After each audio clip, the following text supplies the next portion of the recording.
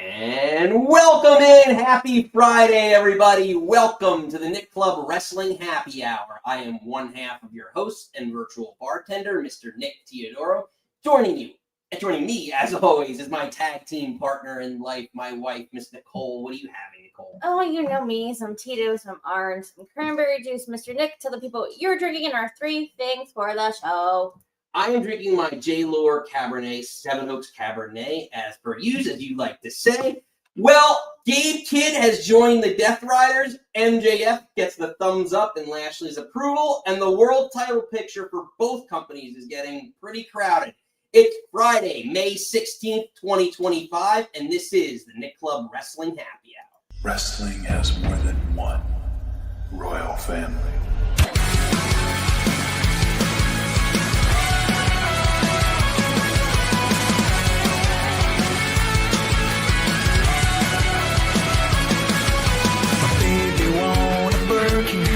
She's been telling me all night long. Gasoline and groceries, the list goes on and on. This 9 to 5 ain't working. Why the hell do I work so hard? I can't worry about my problems. I can't take them when I'm gone. 1, here comes the 2 to the 3 to the 4. Tell him bring another round when he's let it go. 2 stepping on the table, she don't need a dance floor. Oh my, good lord. Someone pour me up another shot of whiskey. They know me and Jack Daniels got a history. There's a party downtown near Fifth Street. Everybody at the bar getting tipsy. Everybody at the bar getting tipsy. Everybody at the bar getting tipsy.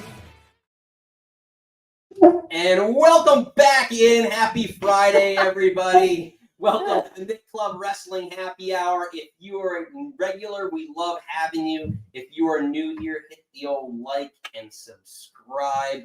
Nikki, it's been a week. Girl. It's been a long week. Understatement of the year. But we got here. We made it.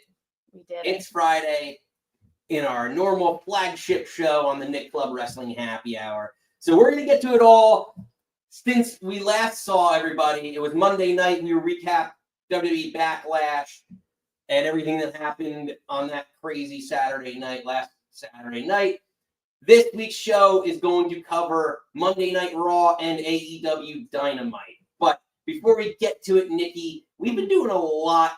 Last Saturday, we were on the road. We had a fun time down at 90s Wrestling Con in New Jersey. Lisa, a regular favorite of the show, joined us at the table. We had an absolute blast. So we recapped it, took a couple pictures, a lot of different wrestlers. Ken Shamrock was there, friend of the show. Al Snow was there. Got to finally meet him in person. That was a fun experience there. Eric Bischoff, Savio Vega. We were right across from the ring. Actually, the steel cage that they had set up. So it was an absolute blast. So take it back to a couple of the little snapshots we took of our adventure last week at 90s Wrestling.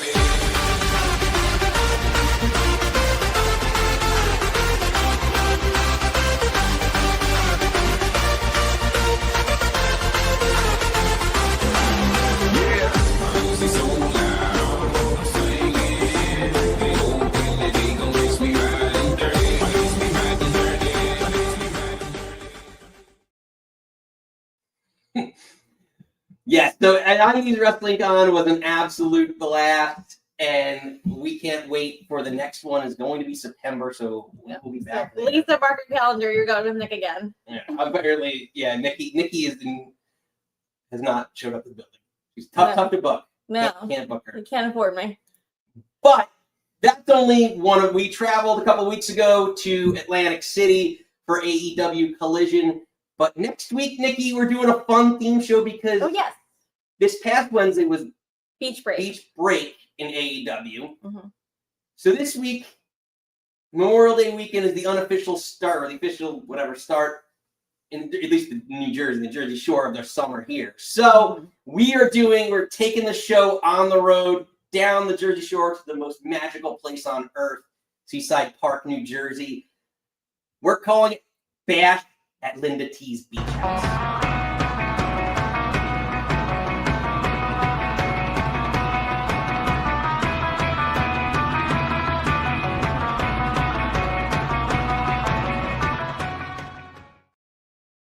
I really wish you had like a picture of your mom doing something.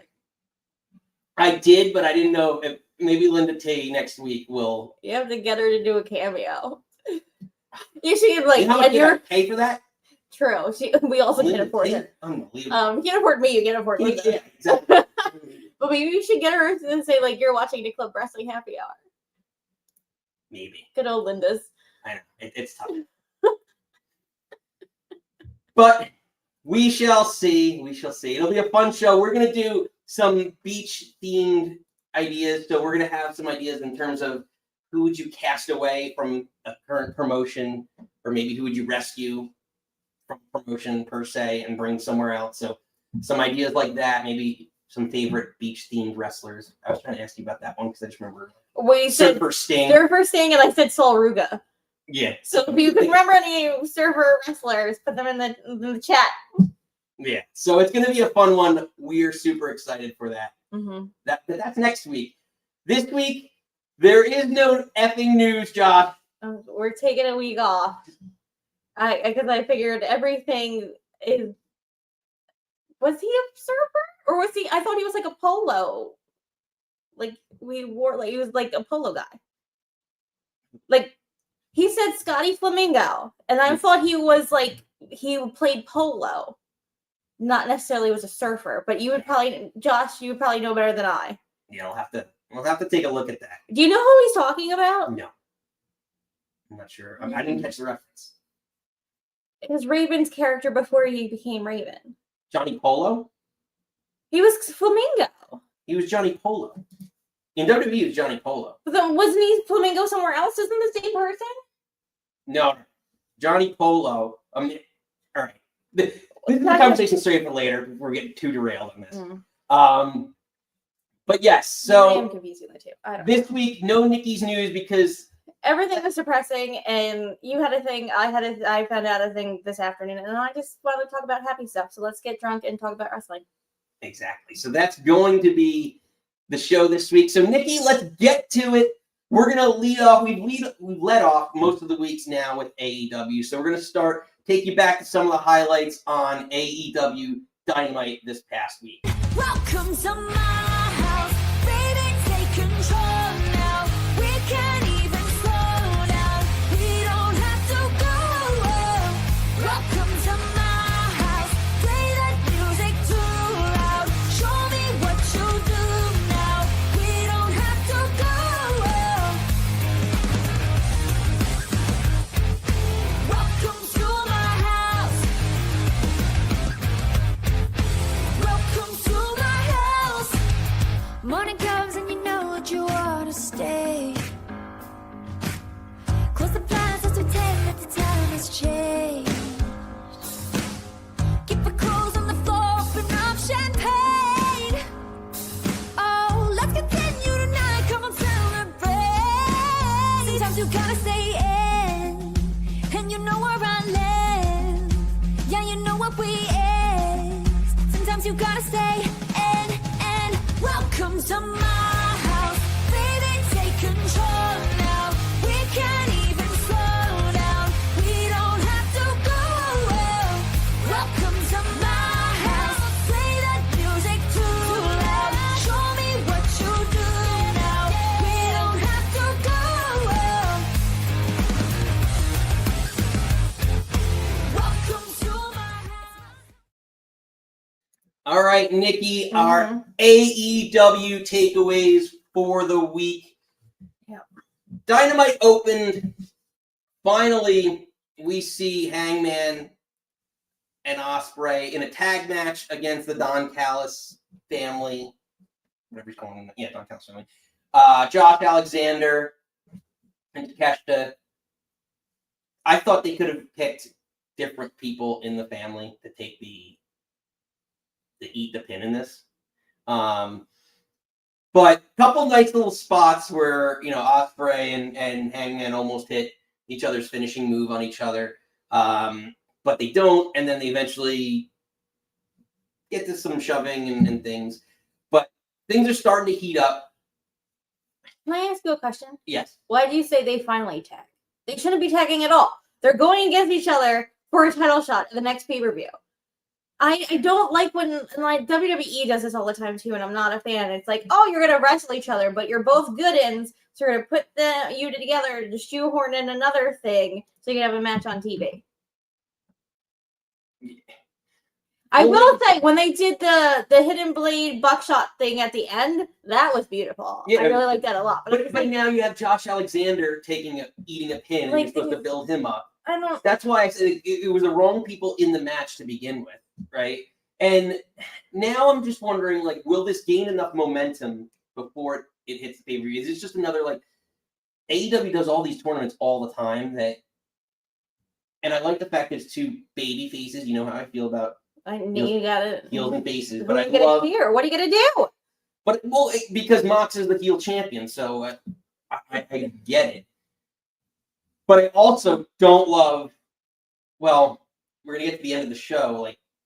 We talk about the title and what Double or Nothing's looking like. Mm-hmm. It's gonna be very interesting as we get to the end of the show about what's being booked. But regardless, do you think this is gonna gain enough momentum? It's a great match on paper, but do you think it's gonna gain enough momentum to be as big a match as it should be? I don't.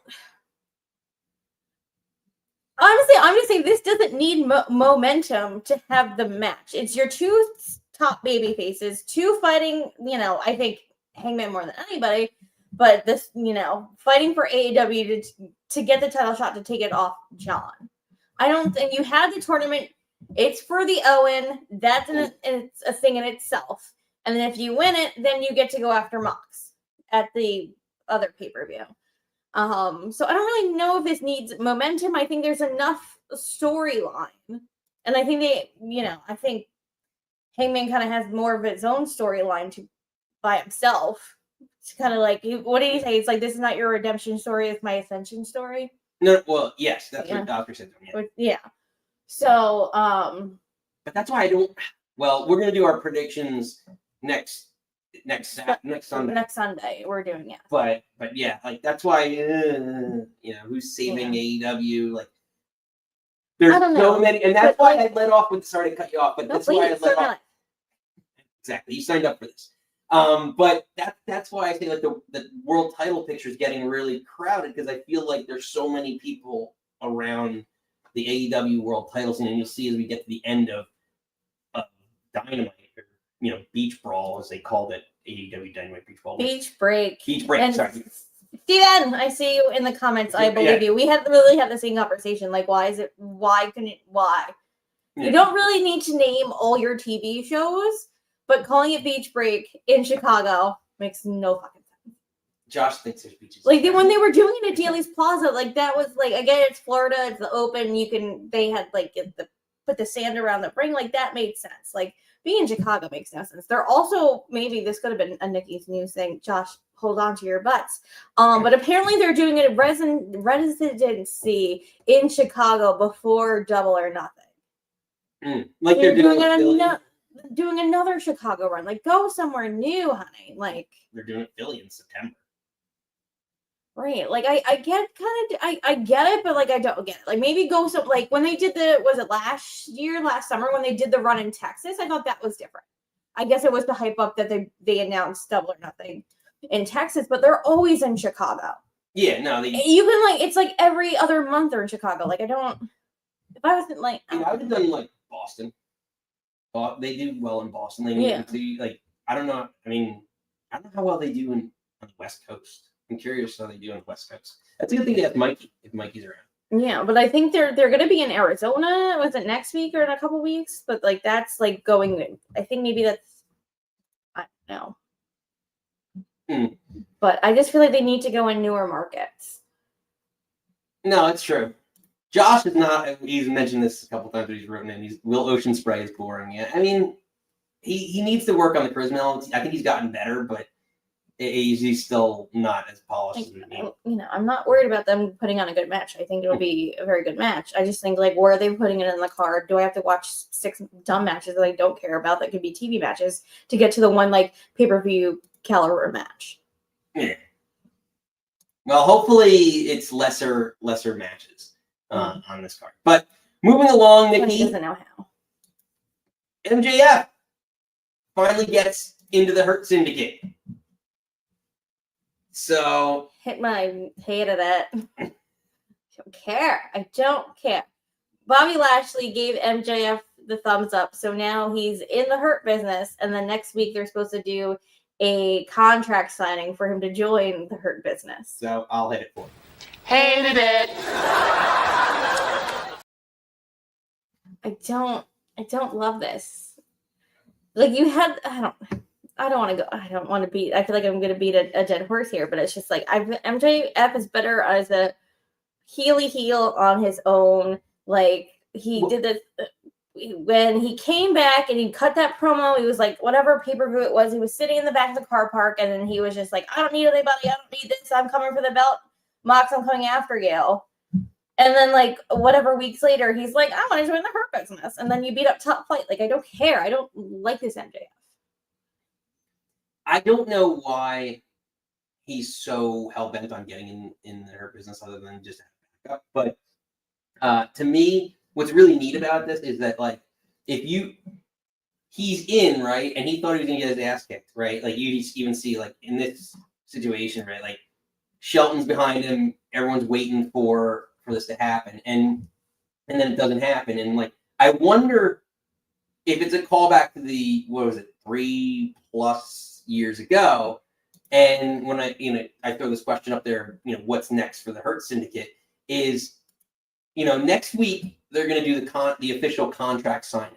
And what if during the contract signing, because again, he was convinced that he was going to get his ass kicked in this situation, that he wasn't in the group, right?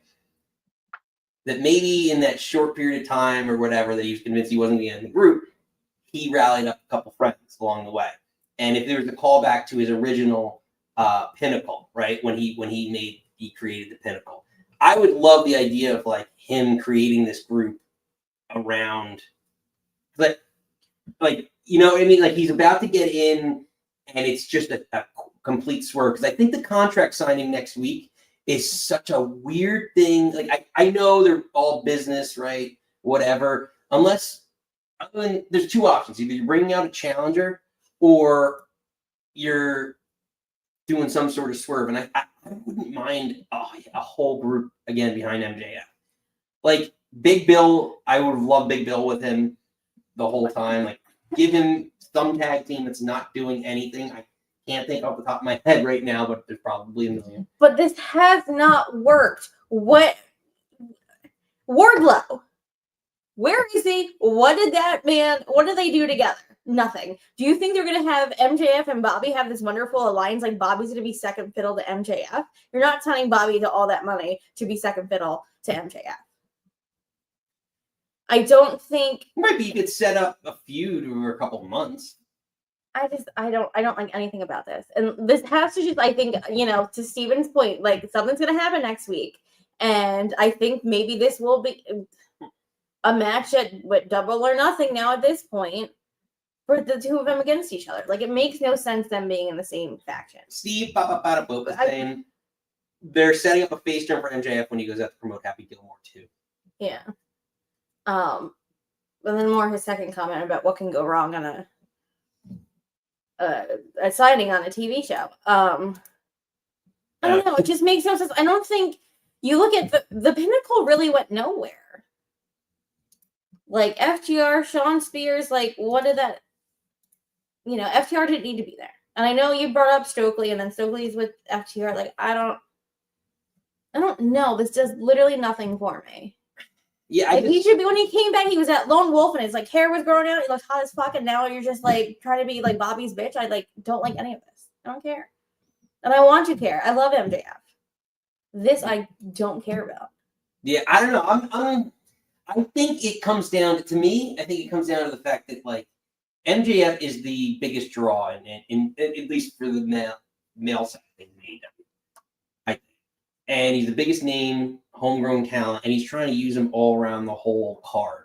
And this is his way of, I guess, setting up a feud with him and Lashley and keeping all that relevant and trying to, when you're trying to keep ratings, I think that's what he's trying to do, is use him as kind of, in baseball, the term would be like a utility player, like the same thing. It's like he's your ratings draw, so trying to keep him around, whether the mid, like especially the mid card where it's not as, big of a draw, and everything else that you have going, your main storylines. Tony's, I guess, the Death Riders, right, and Mox and everything else, and Swerve chasing, well, we'll talk about that in a second, but everyone chasing Mox for the title. I don't know. I think he's just trying to do it in terms of keeping the show moving. So it'll be intriguing, but I would love to see some swerve on this situation and pay off. Red Aubrey's the biggest draw. Absolutely not. She takes away so much from the matches. I like her, but in the beginning, but she does a lot. Mm. But Nikki, moving along, there is briefly there's going to Mina Shirakawa. I can't say that, but she's going to be the number one contender after she defeated Toni Storm. Yeah. So we're going to have a women's title match, an AEW women's title match at Double or Nothing.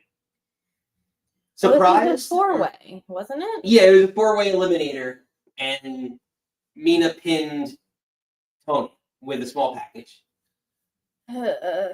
Your favorite move, most devastating move. I just wonder if this is a way to get Mariah back in, even though I don't know. She said she wasn't re-signing. I don't know if this says you bring her back. Apparently, she's dating Nick Wayne. I don't understand it, but get it, boy. I don't know. Again, you all know I love Toni Storm. I don't know. I don't know. I'm curious that I guess they want to get her on the card. That's the only thing I can think about, is that they're trying to get Toni on the card. Your card doesn't need to be 12 matches long. This is not a pay-per-view. She's the biggest draw. She's the biggest women. Oh, I agree. And unfortunately, you have no feud right now. Like going in, yeah. Like could Mina, like you said, Mariah. Could Mariah show up and make this triple threat somehow? I don't know, but then also, at Double or Nothing, again, we'll get to it on Sunday, but you do have Jamie Hayter and Mercedes Moné for the belt. Well, the Owens belt. And then what is happening? Josh is upset. He said, if you don't cheer the F up, he's going to eat a goldfish. Good luck with that on your conscience. Like the snack. And he will crash this rocket ship into a zoo. The snack that smells like goldfish? Unbelievable. What? Because I don't like MJF with the purpose. I'm not sure. But yeah, so Mina, we will see a Mina Shirakawa, Toni Storm match at AEW Double or Nothing. Again, here I'm just kind of surprised that she got pinned, but I guess just getting her on the card is what. Yeah, I also don't like that too. And WWE does the same thing. You have to pin the champion to get a shot at the champion. I'm like, make your champions look strong. We'll get there, WWE. Looking at you, kid. Exactly. So, moving along, finally we get to the main event. Nikki. Yep. Jon Moxley does retain the AEW World Heavyweight Championship. And I watched it back because I was like, let me watch it back because I fell asleep. And let me give it its proper due as the world title match that should be in a steel cage. I was like, let me just see. Mox was bleeding in the first 2 minutes, and I don't know why. It was like a commercial break, and he came out of the commercial, which makes me die, cracks me up because you're trying to get all these sponsors. It reminds me of Nick Gage. Remember the cheese grater spot where it was like... No, it's a pizza cutter. Yeah, the pizza cutter from Pizza Hut. Get it straight. But it was like that, and it was just like, so this guy's going to completely bleed all over my screen while I'm watching whatever advertising they had that week. Yeah. We need to go back to earlier episodes because there's one episode Ed calls in and he's like, somewhere Jon Moxley's bleeding. And I feel like we need to have that as a drop. I have to find it somewhere. That's probably like a year ago at this point. But again, like it doesn't.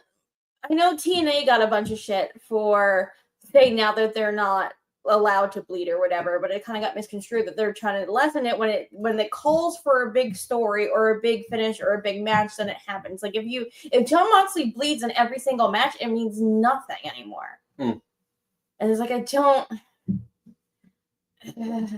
like I knew Where's Ed when you need him? I know. Like we knew Mox was gonna win. We knew there was gonna be shenanigans, but I don't need him to bleed every 30 seconds.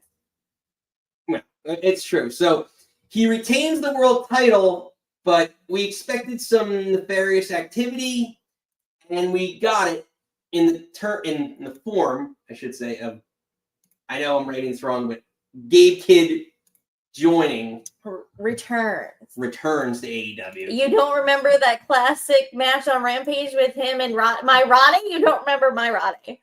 And then he had a match where he beat the Butcher. Also, where's the Butcher been? Speaking of. Did he get not released, but like I think he's just been cutting things up. Because I thought the Blade left, and then Butcher was still around, but I feel like I haven't seen the Butcher. I'm waiting for the spoon.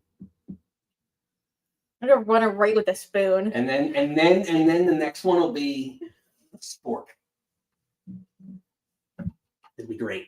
But yes, nonetheless, Gabe Kidd joins the Death Riders. Which I know sliding the briefcase to Moxley so that Moxley can John Cena his way to a victory. I hate when a weapon's used and they don't hit their finisher after the weapon. Yeah, I just also feel like they're bleeding all over the place. They do this whole cage match and just like one briefcase to the head.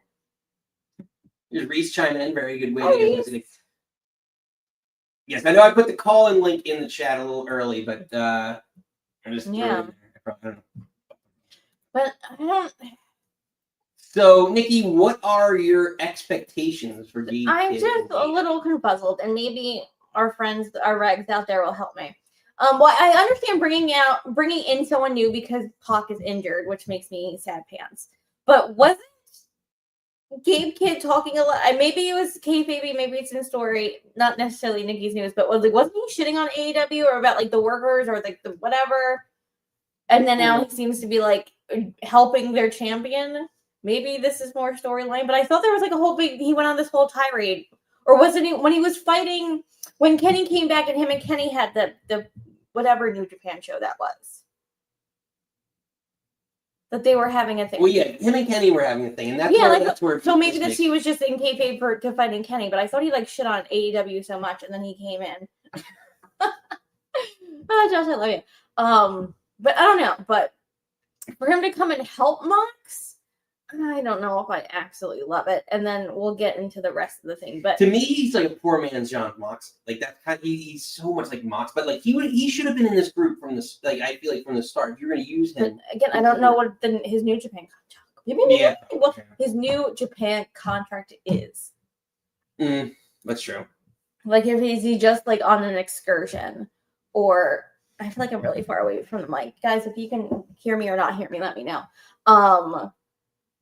But I don't know. I just miss Pac. I just want him to be healthy for fucking once. I feel like he's injured off of stupid things constantly, and then he got stuck in, Newcastle, and I don't know. Justice for Pac. True. So that's not the end of the night because and I said this, and I heard this was the most overbooked week wrestling to me. That's why I couldn't figure out what the hell the big three were when you always do like what's the yeah. Like, I don't really know. There's just a lot of like, things like congregating around the world title scene. It's like there's so many people, kind of not even world title adjacent. They're just like right next to it. Yeah. And I just can't do it. So at the end of this, we see the Young Bucks who just want to make friends. They just want to make friends with the Death Riders. Come out. What? No, because you said the Young Bucks come out. It makes me angry. Why is Moxley joining the Young Bucks? Why are the Young Bucks joining Moxley when they're like, oh, it's too much, we gotta get out of here, and they were like burning shit and like that. Why are they together? It makes no sense to me why John Moxley would join up with some corporate EVPs. I don't get it. I don't like it. I don't. Yeah. Yeah, it's very confusing. So they want, well, they claim that basically he got the world title that they couldn't get. That was their whole thing. Oh, can you imagine one of them having the world belt? Ugh. Well, why didn't they ask their friend to try and get it? The old There story. this is right here. And then crushing. Real glass. Crushing the Go abdomen. cry me a river. Where's he been? But he's been away. So regardless, eventually Okada comes out, the Bucks come out. There's a lot of anarchy. Kenny comes out. Yeah, Kenny comes out to counter, but then eventually the Bucks lower the cage on Kenny and Joe, and it's basically 5-on-2 until Swerve comes out, and Swerve's gonna jump off the top of the cage, cage, and Swerve stomp. Oh, gosh. At least 3, well, basically everybody but Marina. Which, by the way, there's also a spot here because in the match, during the match where Hobbs comes out as well, trying to even the odds, when Claudio gets up, they both throw Willow into the barricade. I don't know. It's just an interesting. I don't know if that it's kind of like okay. I'll get there. But yeah, I was like, oh man, didn't notice the kind of came. But anyway, regardless, Swerve hits a Swerve stomp, chases away the heels, and we find out Swerve is challenging them to a match, Anarchy in the Arena, at Double or Nothing. So, Nikki, again, your overall thoughts? So many thoughts. So first, I'll say the good thing first, or what I think could be exciting about this match, that it is seemingly going to be the first mixed intergender that like they'll have Marina and Swerve has Willow, that they'll be involved in the Anarchy and Arena match. And I think maybe you can be, again, these ladies be tough bitches. Like they can take a guy like throwing them into a thing when it's done properly and respectfully and all that stuff. But maybe it's me. I'm sort of over like I would say the first one was really fun. Actually, we have the photo of Hangman on Hunter Horse Helmsley riding through the Jacksonville Stadium on our fridge. But like when it was like empty arena and we're a pandemic and we're trying to do something fun, and that storyline sort of did make sense between Inner Circle and the Elite, and that made sense. But the more we've had, the more I feel like it doesn't. You're again like how Hell in the Cell used to be when it wasn't the crescendo of a feud or a story. It's just like, hey, it's October, let's get some people in the cage. This feels like, oh, we're doing our thing, or basically their Mania. Let's shove this match in there. Same with like Blood and Guts lately. I feel like it's not. The first one was great, and then you keep redoing it. I just feel like it's lost its luster. Reese is saying Will is going to pounce the Bucks through a wall. I mean, like I'd be all for that. Pounce again. To a fellow Nick, we do love our Nicks here at Nick Club, but I would love for her to shove Nick through a wall. Josh wants an Anarchy in a porta potty. Watch that shit's about to get wild. Gross. So I think like again, like I think they're again adding the element of I think it's gonna be more people in the match. I think you're gonna have Willow and Marina. Do I love how they're just like shoving Kenny and Swerve together, shoving Mox and the Young Bucks together? I don't know. I think like I'm sure when we watch it, it'll be fun and I'll like it. But like as of right now, I'm just like. Also, Speedball Bailey was in there, and they're like, "Oh, Speedball chased Okada away," and it's like you see like just like the back of his like headband or whatever. Little mullet. But it's just like but again, it's just like you're trying to get so many people in the card. And how long is this match going to be? There's going to be all these spots, and then again, probably how many spots are you not going to see because they're terrible at camera work. I know there's gonna be a lot of jumps. A lot of Like, Josh. early days when a like lot of flippy doos, as Josh likes. I don't think there's gonna be a lot of flippy doos in this match. This is not gonna be a flippy doo match. I think Kenny's gonna do a flippy doo. I just remember like when it was the first or second one when like Matt Hardy came out of the pool. I think it was the first one because he was fighting with like Santana in there. Like the fun those little spots are like Hangman and Kenny at the bar, and then Kenny drinks milk, and then Hangman has whiskey, but they cheer. So like the milk and whiskey go in each other's cups, but they drink it anyway. Like fun, like I don't know. Maybe I have a weird fondness Little for cinematic elements. yeah. Maybe I just Fun have this storytelling. weird for like cinematic, like pandemic. That's all. Like I can't even tell you how many times I watched the Firefly Funhouse match. It's probably gross. But I don't know. I just feel like it's maybe just leave it alone. I hope maybe after this one, let's put that away for a little bit. That's fair. Well, speaking of putting things away, let's put that away for a little bit, Nikki. Or let's get some last comments. Anyone who wants to get in on the action. But generally speaking, I know our audience is more WWE oriented. So Nikki, I'm surprised we talked about AEW for so long, to be honest. well, there's a lot. I mean, this week we did a lot of WWE the last couple of weeks, and usually they alternate, and that's kind of how it rolls. It's like usually AEW gets a good show, a really good show, like in between. This wasn't as great as I would hope, but they booked the card really heavy with the stars. So I was hoping for more, but in terms of the card, but again, they've been doing solid lately. The last month and change. I don't think this was one of the better shows, but it was good nonetheless. So it was good enough, I should say. But Nikki, we're gonna move along to Monday Night Raw. Let's take you back to some of the highlights from Raw this past Monday.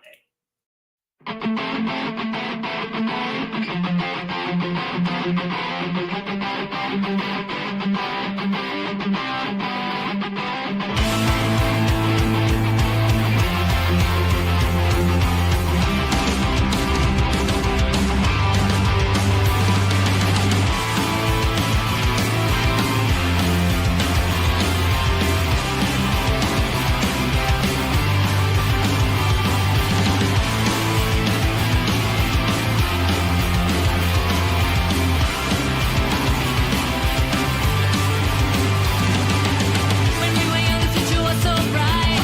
The old neighborhood was so alive. And every kid on the whole damn street was gonna make it big enough to be. Now the neighborhood's cracked and torn. The kids have grown up, but their lives are worn. How can one little street for so many lives? Chances fall, not this ring. No, it's all used to be. Still it's hard to see. Fragile lives, shattered dreams.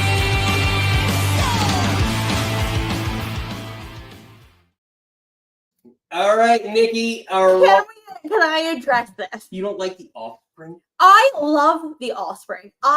My mom had to buy me a second copy of Americana because I played it too much and it stopped working. But that woman singing that song, I don't like it. Also, I don't know. I agree with Josh. I don't know if the kids aren't all right fits with your Vidya. I love you immensely, but I don't. Where are the think slow jams? Exactly. Yeah, I know. He wants the emotion. He loves the slow jams. No, we don't love the slow jams. Listen. They They can't all be winners. But Nikki, we get to. I mean, like, is that Jackson? Jackson's leaving. Yeah, but sometimes things get past security, and what are you gonna do? But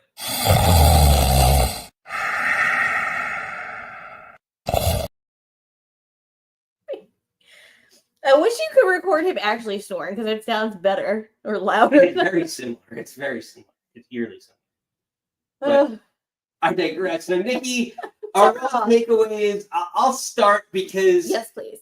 I use the term in the thumbnail, like, are things getting crowded for both brands? Like, because we talked about in AEW, but like Swerve and all these main event guys around the title. But on Monday Night Raw, everyone's coming after Jey Uso, and he starts off Raw. It just every time since winning the belt, Jey Uso just looks completely lost, weak, whatever you want. But I guess I'm getting a little ahead of myself because CM Punk does open Raw. He does open Raw. I guess overall, I'm gonna stop there before I get too ahead of myself and get your thoughts, at least in the opening of Raw and Jey. It's a typical, CM Punk. I said to you on Monday morning, it's like you're either opening with Punk or you're opening with Uso. Like those are your two like big music getters. That's such a crotch shot. Oh yeah, I don't need that. Such a crotch shot. But it's like, oh yeah, like you know. I don't like that he called Seth a Timu version of him. Like, I get it, but I'm like, besmirch my man. Oh, you guys are wearing the same shirt. How cute. I know, sure. Pop it. I bought it for you. How dare you? But I don't know. It seems like a typical CM Punk promo. He's had better ones for sure, but it's just like, again, this opening, like calling, kind of just setting up the plots for, this evening, and probably, I don't know if it's going to be at main event or Money in the Bank's next. Yes, because that's June 7th. So maybe they'll have some match at Saturday night's main event. yeah, I think they probably will. But regardless, so Punk comes out, opens Raw, is answered by the wise man. Says a couple of nice things. Says, like, you're going to say your last words. I'm going to come kick your ass. And Breaker and Rollins come out. There's eventually a tussle. And A colossal tussle. That's That's what they almost called WrestleMania. The colossal tussle? Yeah. Interesting. God, you watch a documentary on wrestling once in a while. Oh my God. Excuse me, Mr. Historian. But regardless, eventually it gets to the point where, yeah, there's still two of them, at least two wrestlers, and Paul Heyman, for whatever he counts as, like a half person. Punk did call him the Penguin. So, what's Penguin count as? Quarter person? Third person? What? Anyway. He'll shoot you in the face. So, it's 3-on-1. The numbers game is going to catch up with him. Sami Zayn comes out to try and even the odds for the short period of time, which another guy who's getting lost potentially in this whole storyline, because there's an opportunity for Sami Zayn, right, to potentially be elevated to a main event status, because you already have CM Punk and Seth Rollins main event guys. But that's not enough. Ultimately, Jey Uso comes in to try and make the save. Does temporarily. And what? He makes the save temporarily. Oh. He kind of gets a super kick Van Daminator type deal.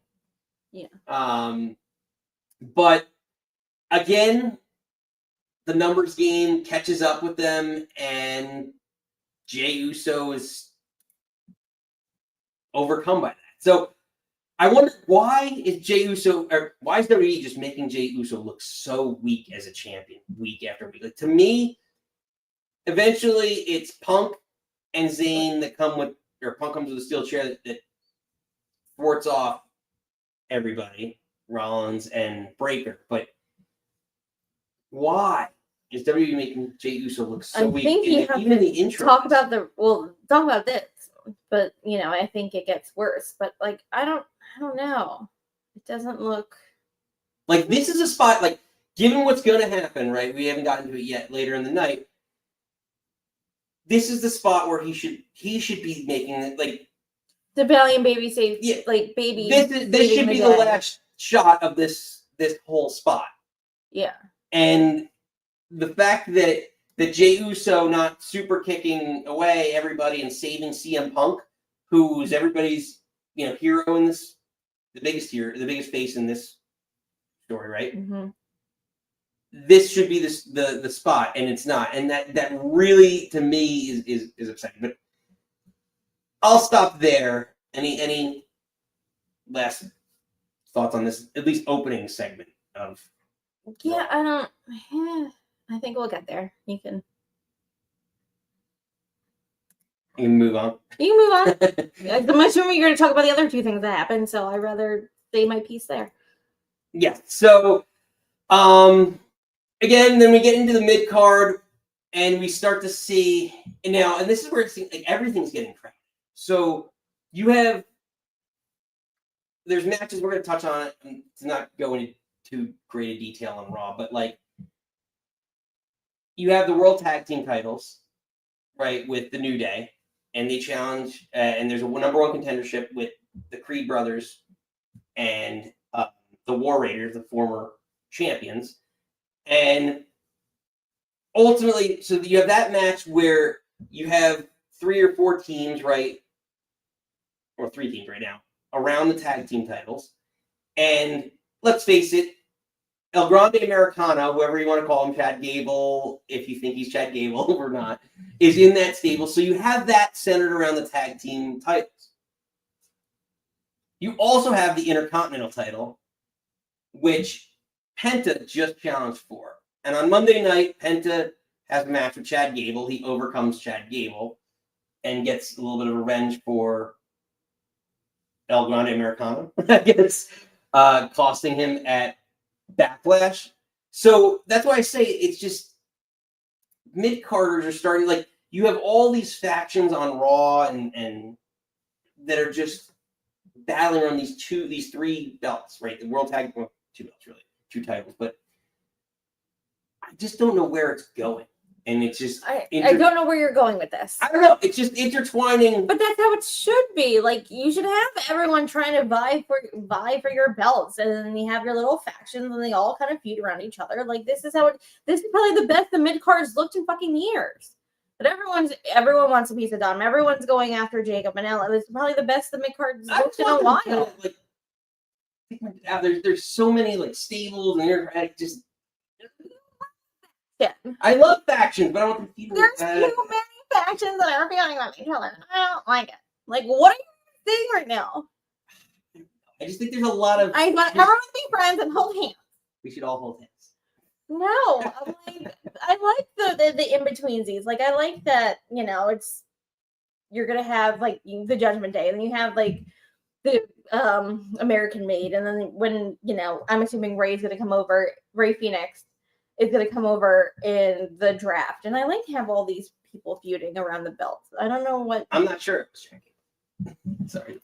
I don't know. You like it, but yeah, I guess. I don't know what you're complaining about. I'm stating fact, but I'm not sure. I kind of want them, like, I'd rather have El Grande Americano and the Creeds and all them together with the Intercontinental title feud and like that section off.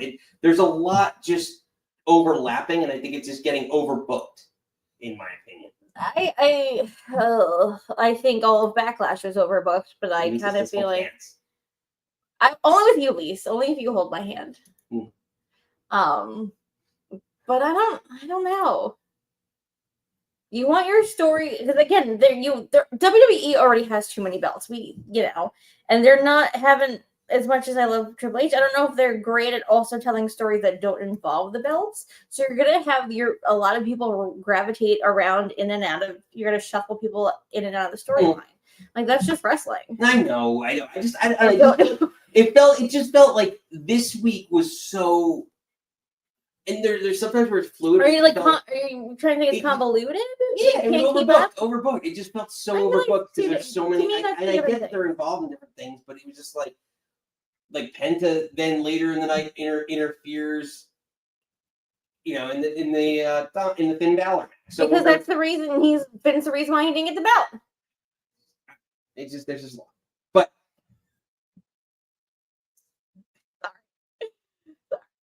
sorry. So he was being fresh. Like, unbelievable, dirty man! How dare you? How dare you bring that here? He likes it. Don't let him fool you, Josh. He's all into it. So we touched upon it. It started in the open, right? He tried to make the save. It didn't make the save. We learned later in the evening, Gunther earned the right by beating Pat McAfee because that's a lot of credit. I think that they dance around and like they wanted to eliminate like the automatic rematch clause, but then this is their way to like circumvent because Gunther, I think, depending on the champion, I maybe not all of them deserve an automatic, like, you lose at the pay-per-view and Monday night we're getting the same match again. So I like maybe they gave this a little bit time to breathe. So I forget, when is Jey Paul? Is that Saturday night's main event? Or is that wrong? Money in the Bank? No, he fights the winner at Money in the Bank. So it's got to be Saturday night's main event. Yes. I've worked like a 60-hour work week, guys, so you're I'm trying to catch up on all this too. No, I'm pretty sure he said that he gets the winner at Money in the Bank. Yes, but regardless, though, is it too soon for Gunther to challenge for the title? Right. So at least the thing that it's Jey and Paul at the match is Yeah, so oh god. Okay. I'm sorry. First off, Logan Jey, Saturday night's main event. Give me a this or a that. And then Gunther Jey is thank you, sir. Lisa and Reese, thank you for keeping me on this. Again, 60-hour work week. I am struggling. Okay. So yeah, Saturday, okay. So yeah. Gunther and Uso and Raw. Right. Lisa, I love you. Thank you guys. So my brain is mush. Yeah, again, is it too soon to run this back? Because like this could be a SummerSlam match in and of itself. Run it back from WrestleMania because that leaves the intrigue to me. Then, are you having Jey drop it back to Gunther, and then Gunther has a bigger match at SummerSlam? Because I saw Steven brought up Ilya, and I'd rather see the two of them wrestle all day of my life. Yeah, but then Jay's title run is a. It's the same as again. We called it, and Steven brought it up before. It's a Kofi Kingston run. We wanted everyone loves you. You're great. Here's your belt for your years of service, sir. But some big monster is gonna gobble you up. Yeah, no, that's fair. It's a fair assumption, I guess. Yeah, like you earned it, but ultimately, yeah, you have to carry the belt, and it's all about making money at that point in time. So,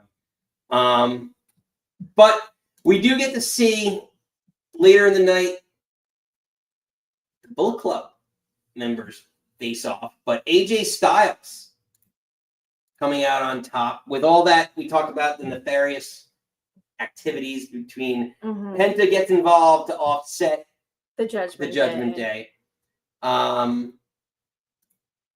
This to me should have been the main event match, but I know I'm gonna sneeze. Maybe not. Keep talking. Maybe not. No.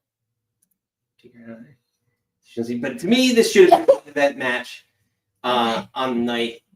These two, like seeing these two in a WWE ring should have been enough to be the main event, but I guess there's just not enough on at least WWE's radar right now with them. There's not enough heat with them coming in, so I was really excited to have this match, but I'd like to see it around, and we talk about like titles and intertwining titles. This could be an Intercontinental title match easily, or even more likely a world title match, but it's not going to happen the way the storylines are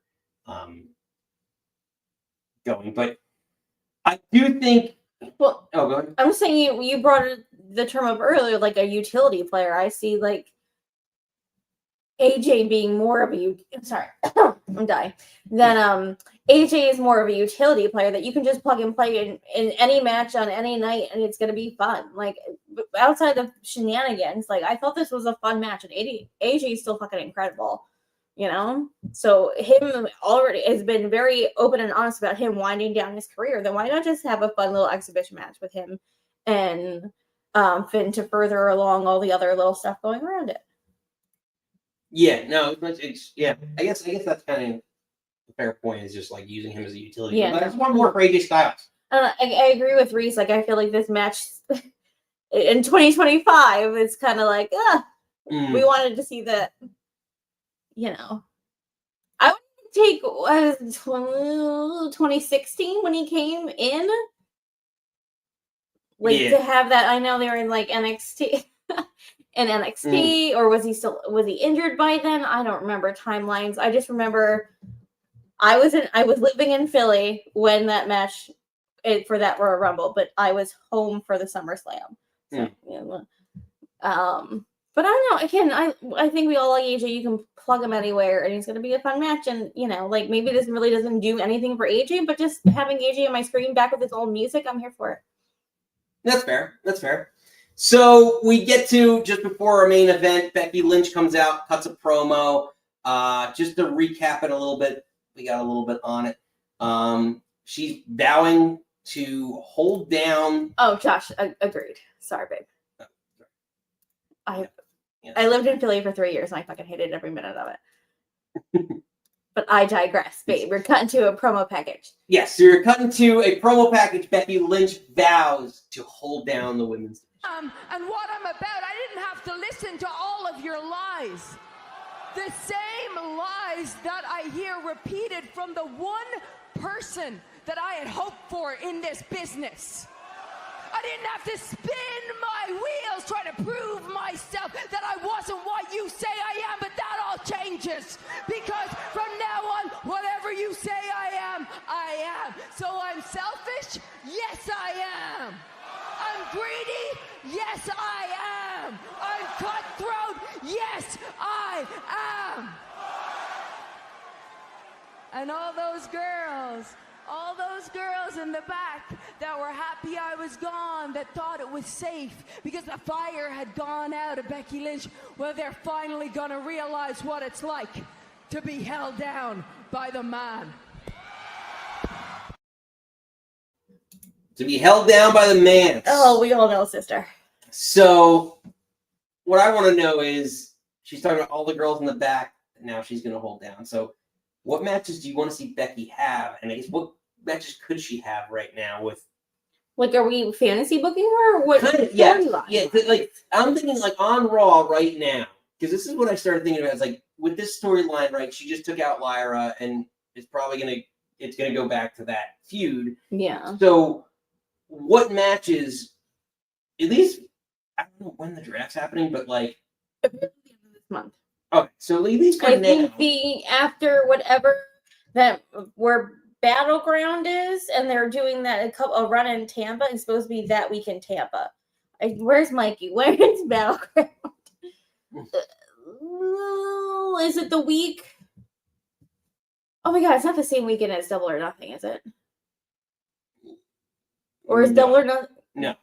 It's like the weekend after. Okay, because I forget for U.S. Memorial Day is early this year, so it's like I think it's that weekend. Memorial Day weekend is Double or Nothing, and that following May weekend is the NXT Battleground, and then leading into the draft. Interesting. So a couple people. So what matches do you want to see Becky have? There's interesting. The chat's already buzzing. Steve said Bayley should be next. Agreed. Lisa saying Stephanie McCare or Jordan Grace. But We're gonna have her go. I don't know if we're gonna have her go back down to NXT because that's your NXT kind of. So you're thinking more Roxanne just brought up. Julia just got brought up. Like I would like. Roxanne's kind of heel right now. Oh my You god! know how I feel. Who You know would how I feel about heel. sir? Josh saying you'd like to see her and Zoe for a tag. I know, like they just, all Zoe's friends are gone, and she hasn't been on TV. Yeah, of course. But yeah, I mean, to me, like in terms of what's already on Raw, like in storyline wise, like what matches can she have? Because she's gonna stay. She's not going for the world title yet. She's gonna stay, in my opinion, in the mid card to get that Intercontinental title from Lyra. So you have to keep some mid card talent around her. So I'm thinking the only thing I can think of is Maxine Dupree as a face. Believe it or not, I don't want to see this match, but like I think she's going to face off of her. Could she bring? Because I know people shit on Carmella, and I loved Carmella. But she did have pretty good matches with Charlotte. Could Becky bring out something in Maxine? Could you just have a good dance partner and pull one out? Again, she's been training. Maxine's been training with Natty. No, it would be. You know, could you? Well, Natty's another name that I was going to mention too. Is I could see her doing a match with Natty. Well, Natty, isn't she like basically in the NWA now? Isn't they announced that match that's supposed to be for the Crockett Cup, or she's in the Crockett Cup, and there's supposed to be another match after that? I don't know. Where's Mikey? Someone correct me. Just me talking out of my. Yeah, Lisa says when they come up, of course. I don't Josh think, agrees with her, but only if it's a false count anyway. I don't think you're to have Jordan or Stephanie up Yeah. till after next Mania. I think they're building that women's division around Stephanie. Steven's saying he needs Becky to have that one last epic feud with Charlotte before next Mania. But they were biffles. You thought they were forming a tag team, and before Charlotte got hurt.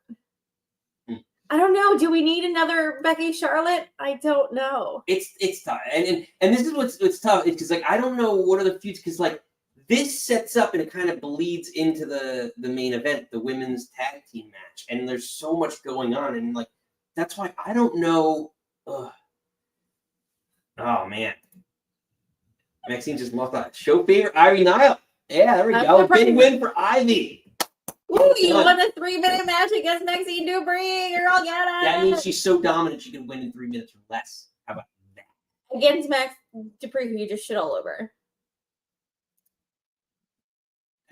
Well, I said, listen, a win's a win. A win is a win. Okay. Give her a win. Give her some wins. Stack some dubs.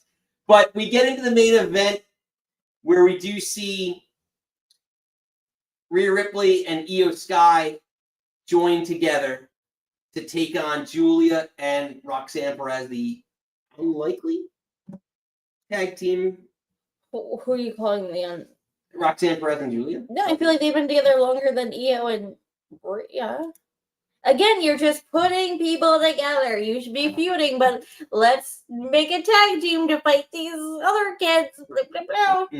I love when the women main event. Having 4 women in main event is fantastic, but Io needs to do stuff on her own. She was just so consumed by damage control. Now she's probably out of damage control. And now she's like strapped to Rhea, and I don't necessarily love when they announced who won and they said Rhea first. They said Io first and Rhea last. It should be like Io's your champion.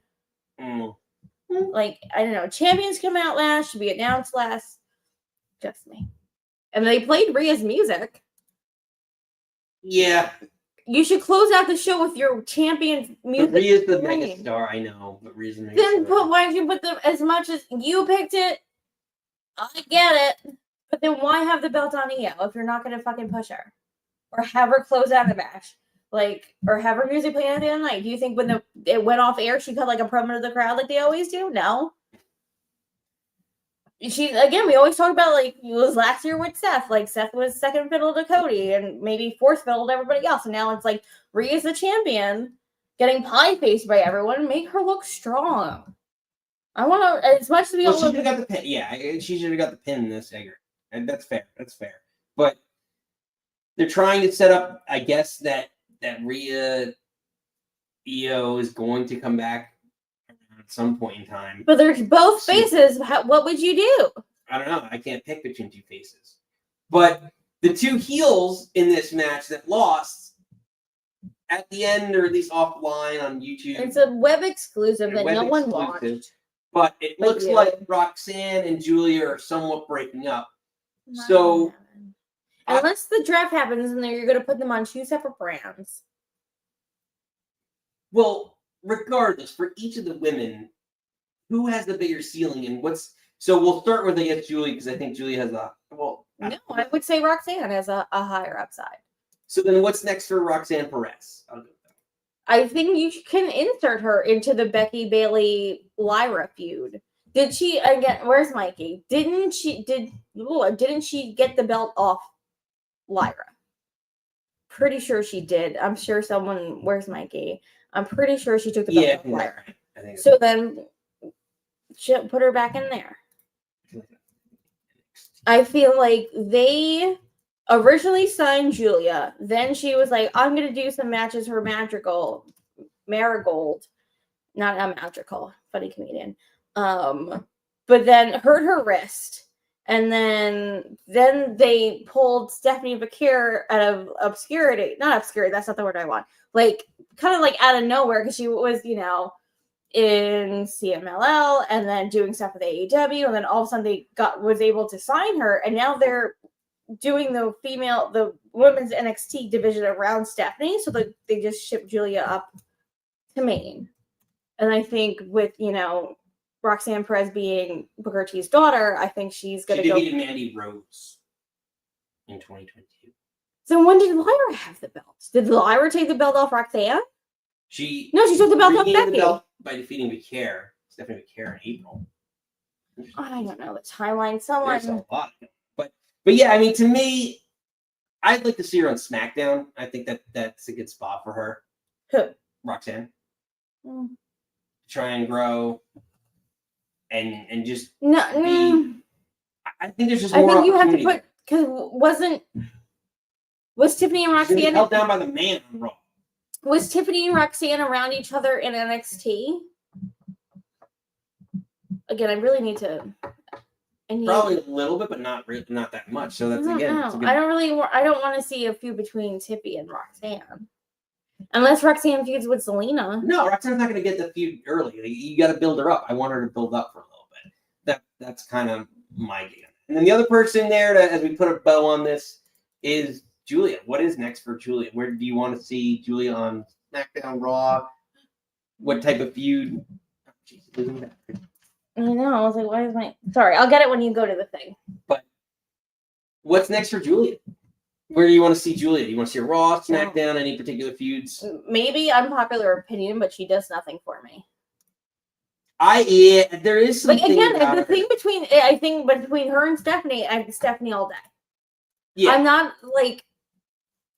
I don't want to say I'm not a huge fan of Roxanne, but I'm like about her, and I think maybe getting her out of NXT, maybe away from Booker T on commentary for a little bit, but I would take probably anybody of most people on the roster before Julia, to be honest. She does nothing for me. And yeah, I mean, there was so much hype around them. Yeah, and then they signed Stephanie. Yeah, and then they signed they signed Stephanie. They signed Jordan was flirting at that one time. And I'd rather see any of them. Yeah, it's just tough. It's tough. Honestly, if it was like between Lyra and Julia, I would take Lyra. To be honest. Like, I know she's good. I know she's technically great, but she does nothing for me. I don't get it. No, it's fair. It's fair. Yeah, so we'll see. But let us know in the chat what you think. As we open up, I put the link in the chat to open up the phone lines. We'll get through some comments here. So the phone lines Nikki will hit the snare. Soon, get queued up. But yeah, get ready for the call-in segment here. As we get ready, Nikki, for SmackDown, our SmackDown preview here tonight. Yep. Listed on the card, finally we get the rematch. That nobody wanted. I don't care. I wanted this match. No, I don't. You know how I feel about Nia Jax and Team Tiffy time. I don't know. Could it be a fun match? Maybe. Is Nia gonna be sloppy? Probably. As long as Tiffy wins, I'm okay with it. Which I think. But I don't. That would be. I would give we're talking about. That'd be 20-1. A lot. Yeah. But we also open up finally. What is making you laugh? I would climb Nia like a squirrel. Would you burrow in her hair and hide your nuts in there? Oh my gosh. I don't even know where we're going, we don't need roads. I'm gonna throw you back in the back of my DeLorean and gun it to 88. But yeah, I don't know. I think that this is gonna be it's a payoff to match that should have happened a long time ago. So I'm excited to actually see this. And what they go. But it is Money in the Bank season, which, By the way, we're going to open that back up. We have for our regulars the regular in the bank contract, which you can cash that in, and we'll give out 4 of those for our regulars here that you can come in during any segment that's not the call-in segment and say a 30 to 1 minute pitch on rant on whatever that said topic is. So we're bringing that back for Money in the Bank season, but it is Money in the Bank season, and we have Money in the Bank qualifiers. The men's side, Rey Fenix, Jimmy Uso, and Solo Sikoa. Very intriguing here with the bloodline. But you kept the brothers away for so long that you have them in this random qualifying match. I'm hoping they just take out each other and Phoenix wins. Because you, again, Josh, for you, going to do some flippy doos off the ladder for the case. I know, could Rey Fenix win and sneak his way in? I don't think he'll win, but he's going to do some things. Oh, yeah, triple threat match. So then I said he was going to win the match and then do the flippy doos at the Money in the Bank so you're match. Double flippy doos. I can do flippy doos in this match. Yes. We get a lot of flippy doos. All the dues. All the flippy doos. But we move along to the women's side. Alexa Bliss is returning. No, people are returning. She came back. She came back last week. I didn't mean to shush you, but I wanted to shush you. Shush, please. Return to the ring. Yes. So, but she came. No, I take that back. She had the tag team match with Selena last week, and they were all like, did the same like, I'm cool move, and then like won the match, and then she had this weird interaction with Charlotte backstage, and Charlotte looks fucking terrible. And she was like, we need to talk, and like close the door. And I was like, are they going to be a thing? I don't want that. I thought she was going to go with the Wyatt 6, RIP Wyatt 6, because that's dead and gone and buried at this point. But again, I really want Chelsea Green. I wanted her to win last year. Well, I was going to be. No, I think Steve's agreeing with you. I don't know. Are you going to go Alexa or are you going to go Chelsea? I can see them do either way. Like, maybe he's going with shit. Maybe he's just going with poor little pickle baby. Mama's not winning. But Alexa's won it before. It was between for me Chelsea and Tiffy last year. Chelsea had the spot of that match when she went through the whole off the ladder into all those tables. I don't know, but then do you have like I don't see Chelsea pinning. Did something happen and then Chelsea can pin Machine for the 4,000th time? Maybe. I don't know. This one's, I think, more intriguing to me than the men's one. Like, I would like both of Alexa and Chelsea to be in the match. So I don't know if they do the thing that's like all the people that lose then get to fight each other to get the last spot. Yeah. That'd be interesting. That'd be a neat way of doing it. But we'll see. Steven thinks that one of these three is definitely going to be. Yeah. And again, I'm pretty sure he's not saying Machin. Oh, just call her Mia Yim. Yeah. Also, her sister got engaged to Big E, and it's beautiful. Well, good for them. You know, I love wrestling couples or wrestling adjacent couples. And then finally, the last match Nikki listed for the night, at least as we did this like at 4 o'clock, was our boy Aleister Black and Carmelo Hayes, which we saw coming a while ago because he took out Miz and Melo Don't Miz. The Miz and Melo Don't Miz. So expecting that to come to fruition, I think this is like his match with Ricochet kind of light from a few years back, like the NXT stuff when they first were coming up in the Dusty Classic, like before that, and they were like kind of like feuding the mutual respect. I think we're gonna see something along those lines, and I'm pretty excited for this match. I have to say, I've never been on the Mellow train. We'll see. Yeah, it's. I mean, I think he's super talented, so and he's super athletic, so we'll see.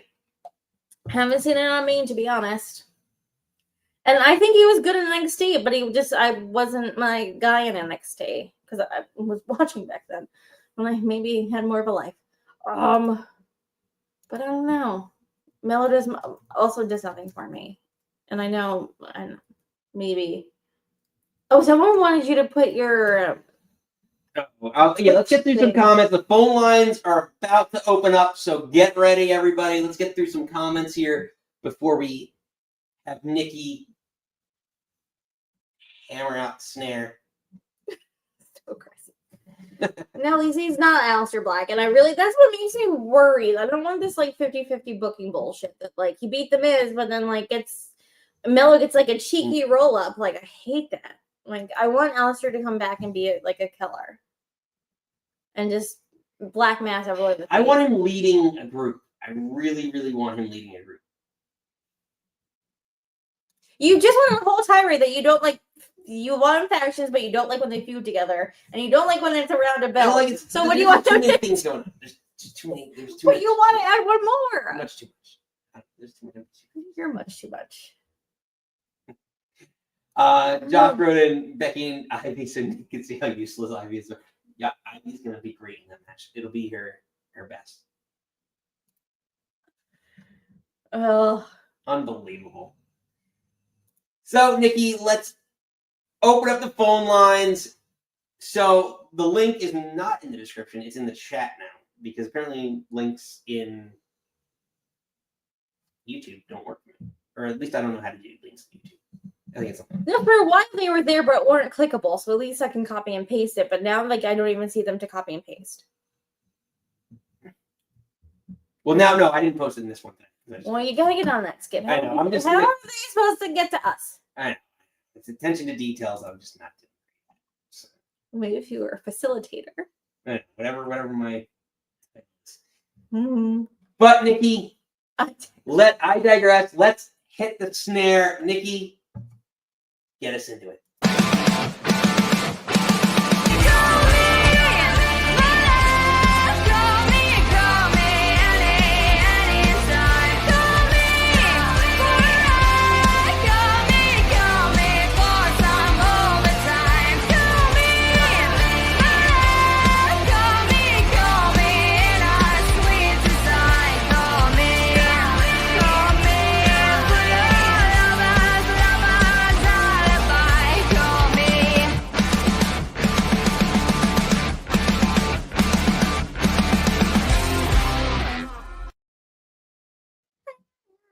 All right, Nikki, the phone lines are officially open.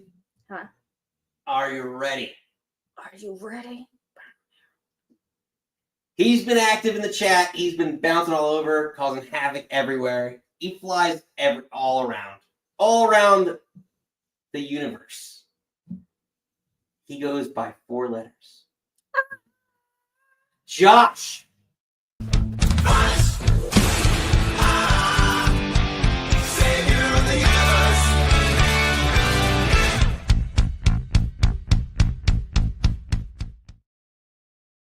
Josh! How goes it? How are you guys doing? Happy Friday. What are you drinking? What are you thinking, my friend? Well, I'm a Mountain Dew boy, so it's obviously Mountain Dew. But I'm out here at some softball games, not in my studio. So yeah, my rocket ship landed out here. What field did you land that rocket ship in to get to that crop circle?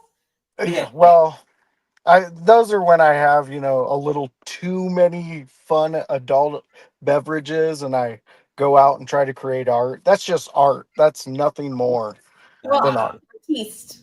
Thank you. I enjoy doing them. They drive hillbillies nuts. That's always fun. So, guys, my wrestling talk this week, I just really want to say we're in the golden age of wrestling. We get so much of it, and I know I shit on AEW in the chat. Side note, pull the screen back. That's just me working. That's me being in a gimmick. I actually want AEW to succeed so much. Cody Rhodes, the transition he went to go over to AEW, I thought was spectacular and well needed in wrestling at the time. So yeah, I just want to enjoy wrestling. I mean, especially after this past week, all the events that happened. Um, Mm-hmm. you don't understand when it's gone, you know, because it can be gone anytime. So we need to enjoy what we have. Again, me picking on AEW is just purely gimmick, guys. Purely gimmick. Kenny Omega, I think he's fantastic. He is such a marvelous talent. Um, I even like Jungle Boy. I like the Jack Perry heel angle. I think Jack Perry is an excellent heel. I mean, does he need smacked? Yes, he definitely needs smacked.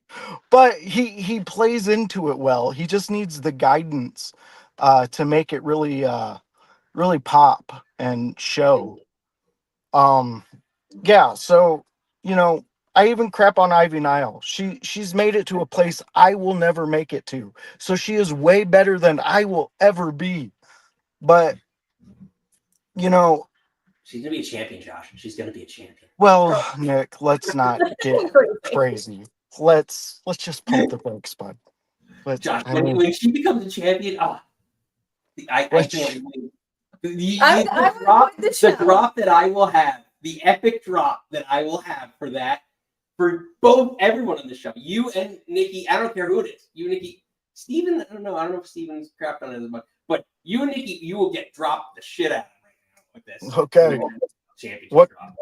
What drop are we gonna get when she gets released? Probably an Undertaker like drop. Some sort of Kane resurrection. You're gonna have like a black veil on.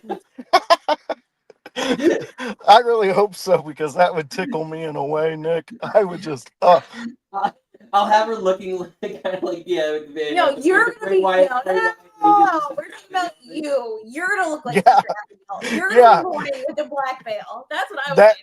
That's the boat I'm in with Nikki on that one. Yeah. You have to come in with that. Oh man. Rest in peace.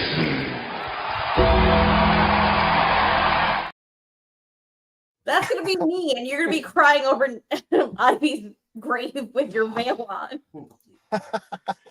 I love it. That's a great drop. I like that. But yeah, I mean that's my message for what's that say? As long as Ivy now gets the title, I'll probably be the women's U.S. championship. Yeah, that's what I'm saying. She's gonna get. I don't care. Yeah, I'm okay with that. If she gets any type of title, I do hope you make some type of drop to prove me wrong, because that's what I want these guys to do. I want to shit on them because I'm a troll. I love being in Trollville. It's fun under the bridge, But I do want these guys to succeed at the end of the day.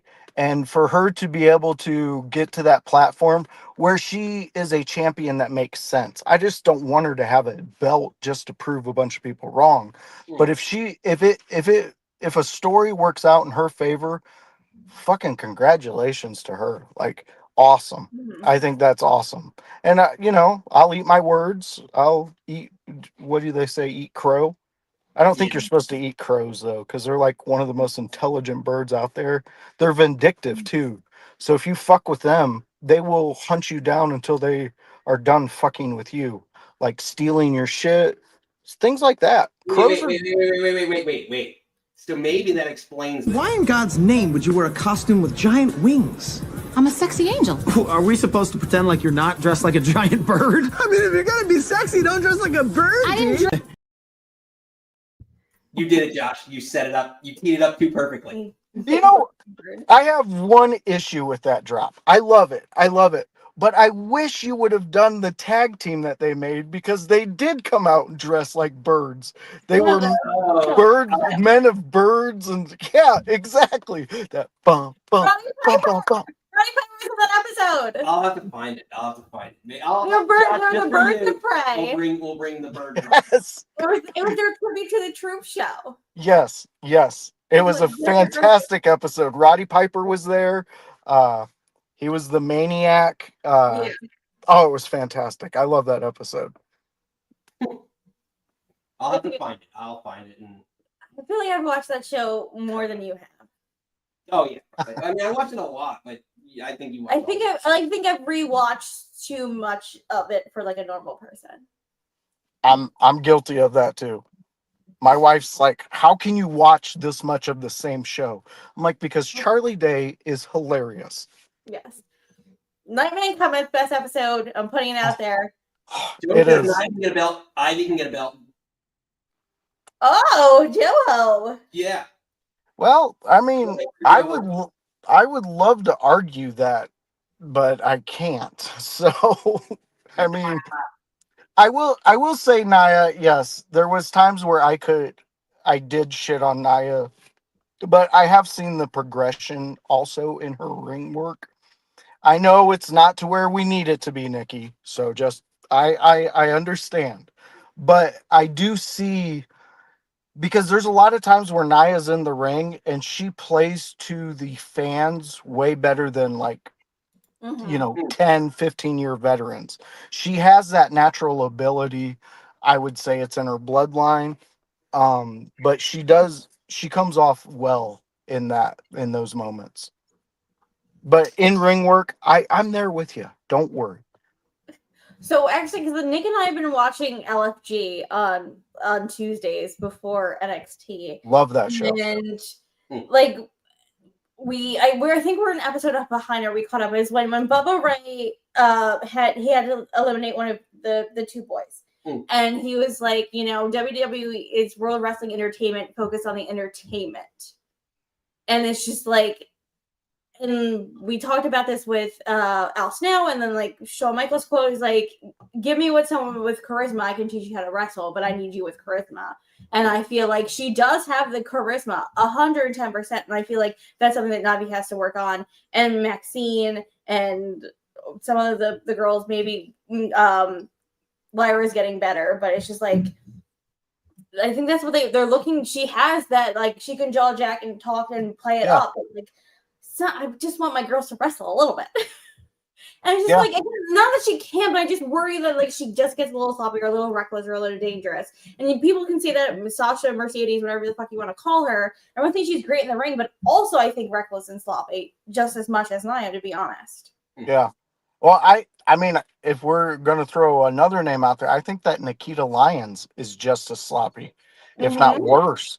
I mean, but there's something about all of them that they have that thing that, it's just like you were saying, Nikki, and that LFG, you have to come to the table with a certain package, and it doesn't have to be big, because if you have charisma, you can nurture that and make it grow. But if you don't have it, you just don't have it. It's not, it sucks for some people. Yeah. But others, it's amazing for. I thoroughly enjoy the ones who go over the top in their gimmicks and things like that. I love that stuff. The Sheik, the passing of Sabu, the RVD, even New Jack. I mean, that dude lived the gangster lifestyle. Yeah. There were so many times before he passed, I was on his Twitch lives at 2:00 in the morning, listening to him bitch about whatever. It would just be a headache he wanted to bitch about, but I wanted to listen to him because he was real to me. It's that realism, the connection that you get with these people that we see every week that I absolutely fall in love with. And I like the attitudes that are coming out with this younger generation. Trick Williams, for example, his attitude on things I love. I honestly, I think Trick is going to be, he's going to be something special in the next few years. And the matches that we're going to get to see him progress through to become that ultimate superstar is going to be fantastic. His name is going to be up there on a lot of people's top 10 list, if it's not already. That's high praise. No, he's young. He's a young pickle. And he's like, I think, honestly, because he was like, Carmelo's like, heavier or whatever you want to call him. And then I just feel like, to me, like, I'm more captivated by a Trick. I'd rather watch Trick wrestle or hear Trick talk than Mello. I can understand that. Because they would come out and be like, whoop that Trick. Everyone's like cheering for him. than Carmelo. And it's the same with Dragunov. I see him being on people's top 10 list in the next few years. There's something about him, even in his small evolution of what we've seen him on the main stage of WWE, has been captivating. It's been in people's conversations. Yeah. I just want him back, and I want him healthy, and I want him and Gunther to Yes. fight forever. I totally agree. Yeah. Fair. That's fair. Josh, before we let you go, what is your last shot? My last shot is, and I know it's a subject you guys were trying to avoid talking about, but we had the passing of hardcore legend Sabu. I got decently close with him in the last 5 months to where I can safely call him a friend. Spoke to his sister. It was a heart attack. He was old. He died in his sleep. I know there's a lot of discussions about a lot of different things. Yes, was he taking that thing for pain? Yes, he talked about it on his podcast openly. It was a pain management for him. We understand he comes from an era of that's what they did backstage. That's how they managed the pain. The doctors gave him whatever prescription worked at that time. And that's what life was. That was reality. So I hope everybody out there who is a fan just know how lucky we are that we got to see him. And I feel greatly lucky that I got to work with him in a small capacity, but honored that I got to tell him how much he meant to me. So if you know a wrestler you even on the indie circuit that really you connect with, let them know. Just let them know, because it means a lot to them. And it could mean a lot to you one day, knowing that you said what you wanted to them. So that's my piece on that. Well put, Josh. And before you go, one thing that not a lot of people know this about the show, and I mentioned this last Monday, is that like that was the reason that I met. We all got together. We love this community, and actually, I was just stumbling upon YouTube and just going through chats and live feeds and whatever just to see who's talking about wrestling. And I stumbled upon the In Your House channel, you, House, and I forget who else was on that particular show. It was just me and House. Yeah, and it was just like, oh man, like this is cool. These guys are doing their thing, like talking to this amazing wrestler. And I wrote in a question, and you guys were awesome enough to read it. And that's literally how Josh and I started connecting, and I started watching their show, and vice versa. And like, it's the levels of the different levels of like. It's something that maybe he would never know, but like the different people he brings together, affected and brought together, and the osmosis of everything. So, that's something that I told you this. Like, I'm truly grateful for that, and it's a guy. I've watched some of his matches over the years.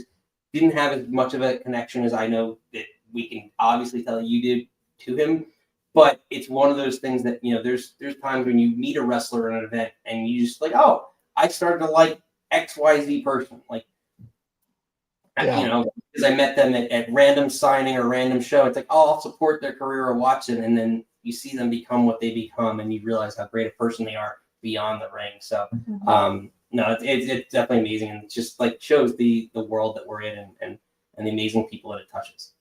Exactly. I mean, he connected us, dude, and we've developed a friendship. For sure. Exactly. So I'm internally grateful for him, and not only his career, but his friendship that I was able to have with him. Exactly. Yeah. Gone, like we said, gone too soon. But again, the things The impact. the impact will last forever. Beyond, yeah. Yes, totally agree. Josh, pleasure as always. We know you have a flight to catch. Yes, I do. I Later. love you guys. Love the show. Love everything you guys are doing, and can't wait till the next one. We'll see you Thank you, soon. sir. Ladies and gentlemen, From up. for Josh.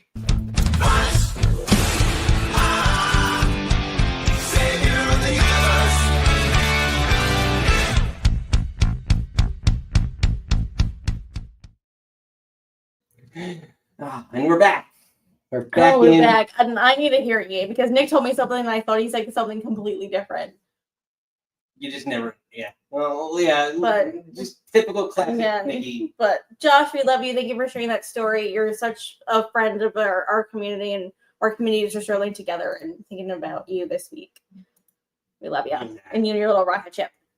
Yes, you're amazing rocket ship. Rocket Man. Sorry,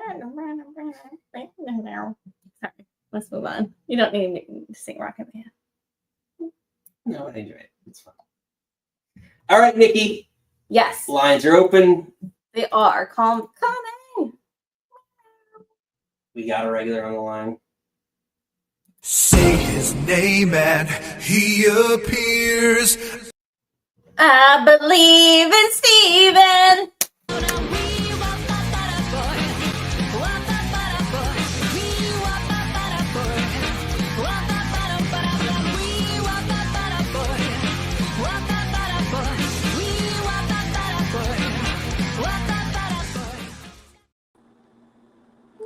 You bet.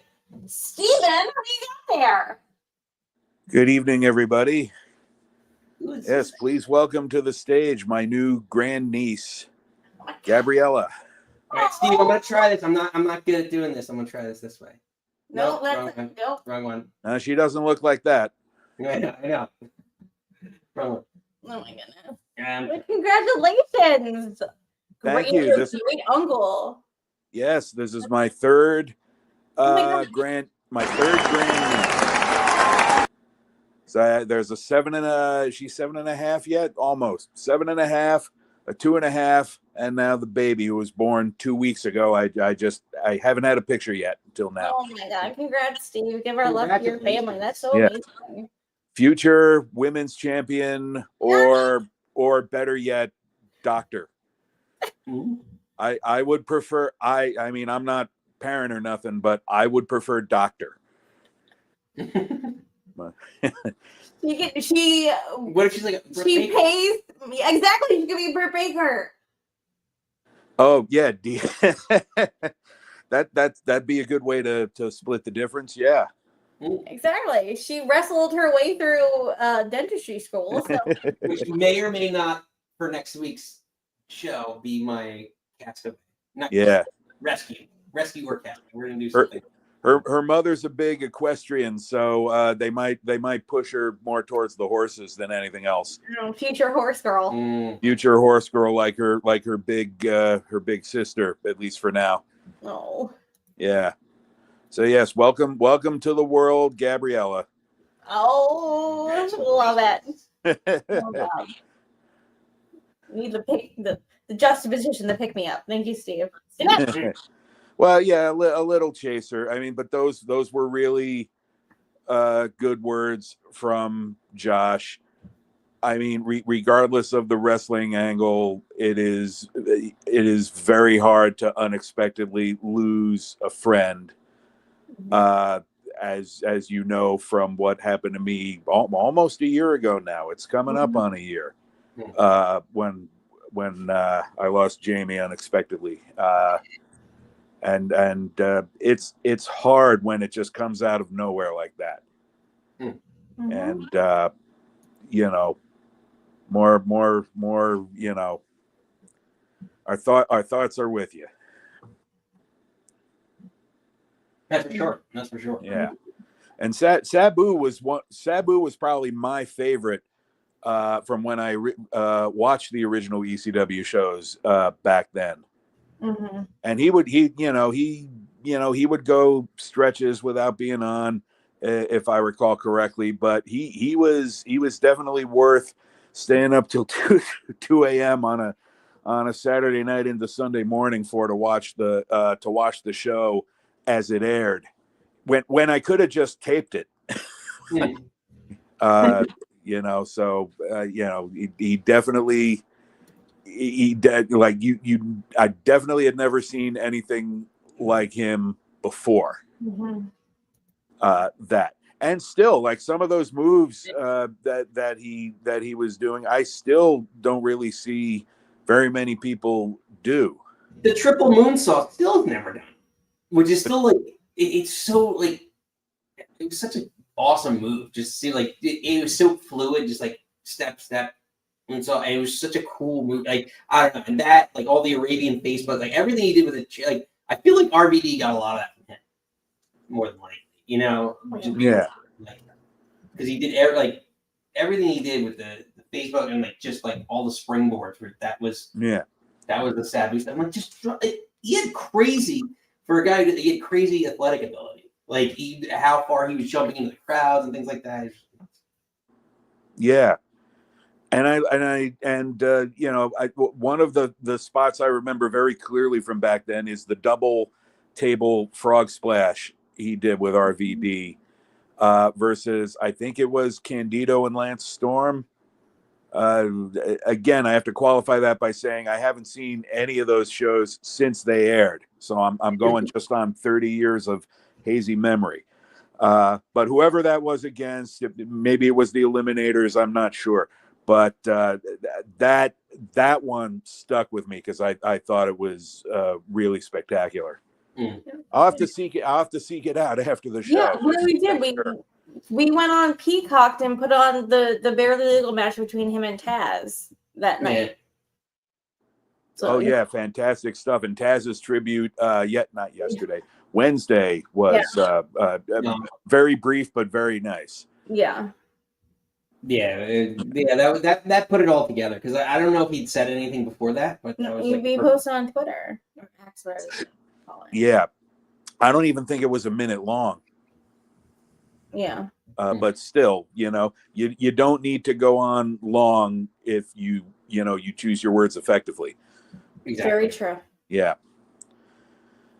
Fair enough. So, Steve, what else you got for us? What else we got? Okay, so we were let's see, we were talking about our future Ms. Money in the Bank that I'm calling it right now. Well, we're less than a month away from that. So yeah.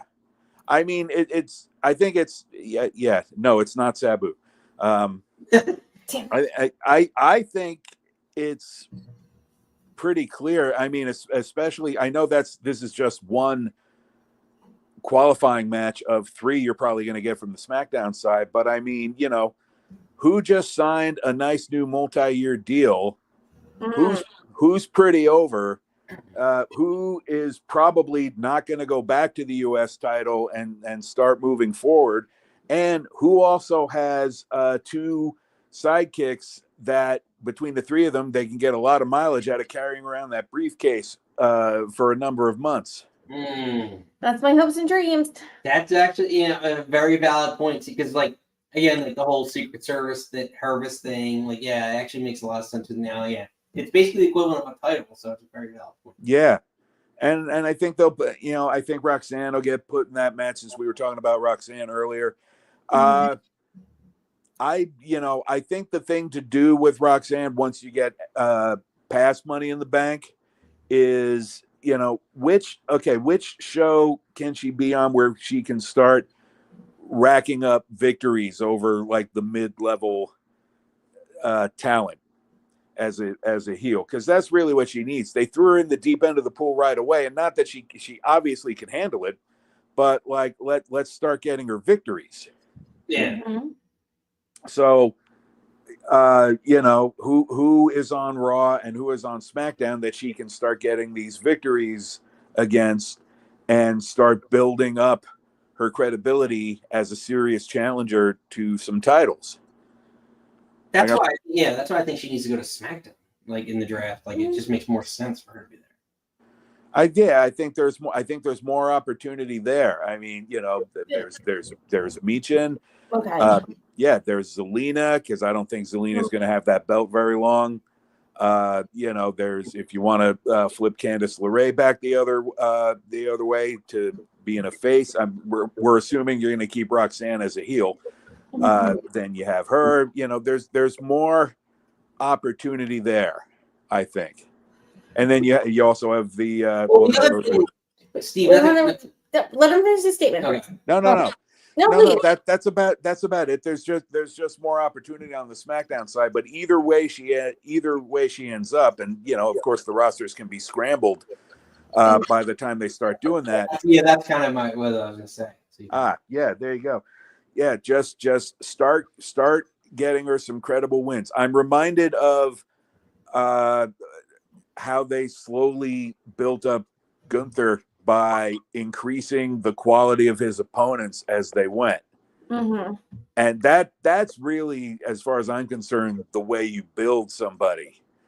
And I thought it worked great. He brought up the credibility of the Intercontinental belt with him. Mm-hmm. And I think if they're invested in Roxanne for the long run, that's the thing to do. But to me, I was thinking on the Raw side, I'm like, you have Maxine. I'm sorry, your girl Ivy. I had her name and I was like, no, you're talking, and then I lost it. Zoe Stark. You have Zoe. We don't know what Zoe's doing post that. Like, we don't know where Natty is. Again, like, beating Natty, I feel like, helps anybody. But again, and then I go thinking about, like, what's your women's mid-card? Because it's not going to be Jade. It's not going to be Naomi. Bianca. Like, what is else in your women's mid-card? Because, again, if you have, like, Piper and Alba with Chelsea. Yeah. Maybe you rap music. bolster up your, again, then maybe Julia? Like a Roxanne beating Julia, I think would go over gangbusters. I don't think. Well, maybe a little bit down the line, but they both just got there. Yes, but then I'm like, but like you gutted half your women's roster.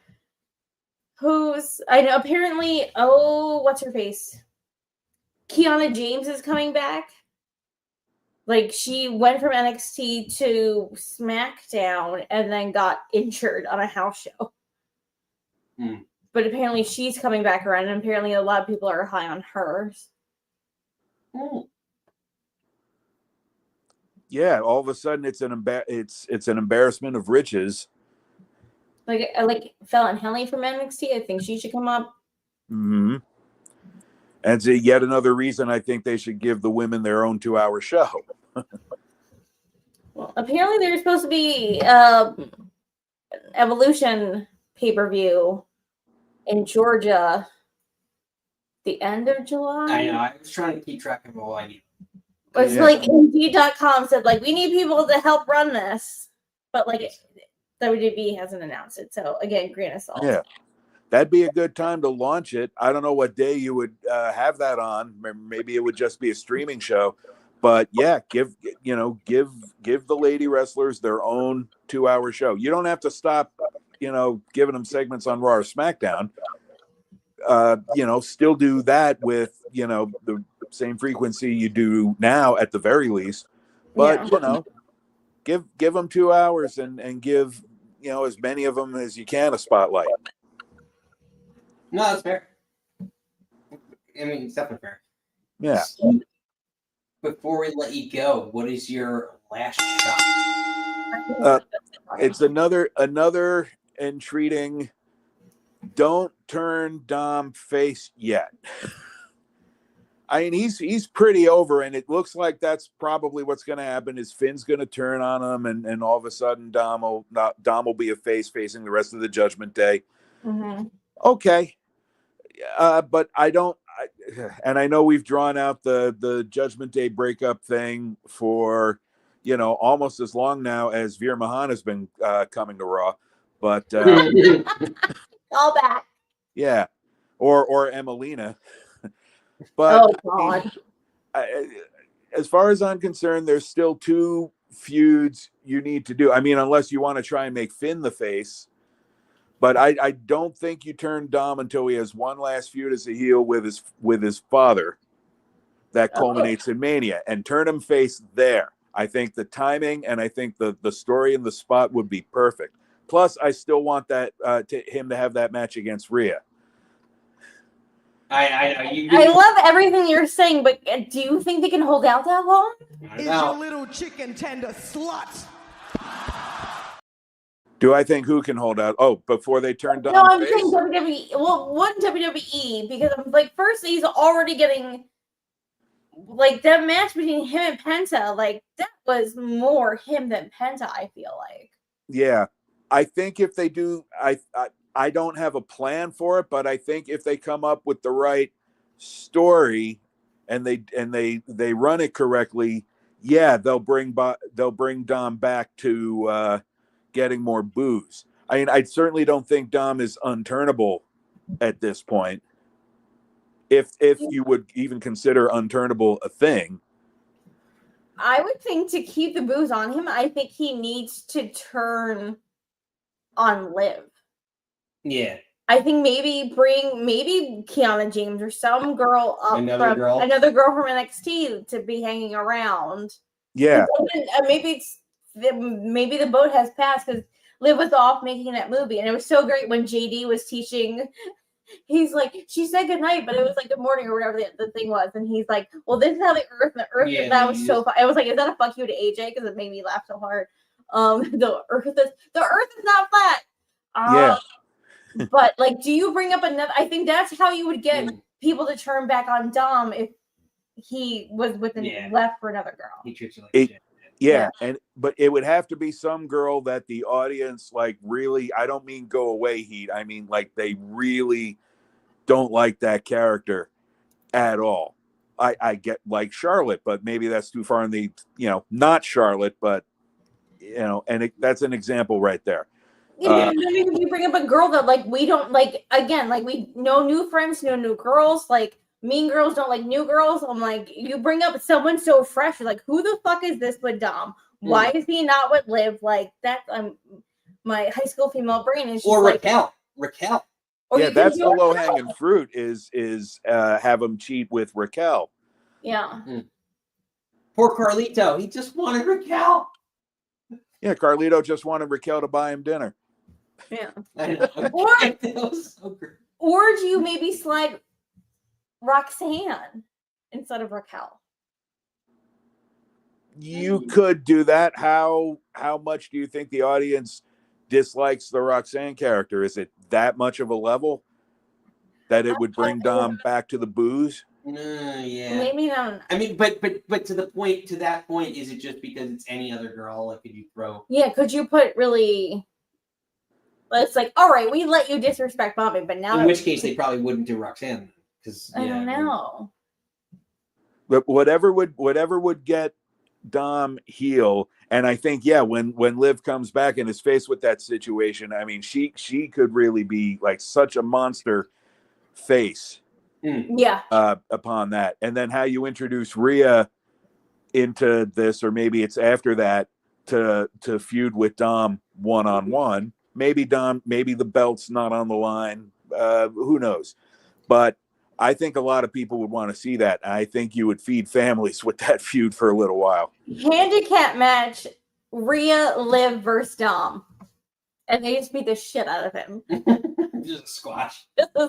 No, it's gonna be long because they both have to get their licks in. But a long squash. A long squash. That's how we all like it. That would be interesting.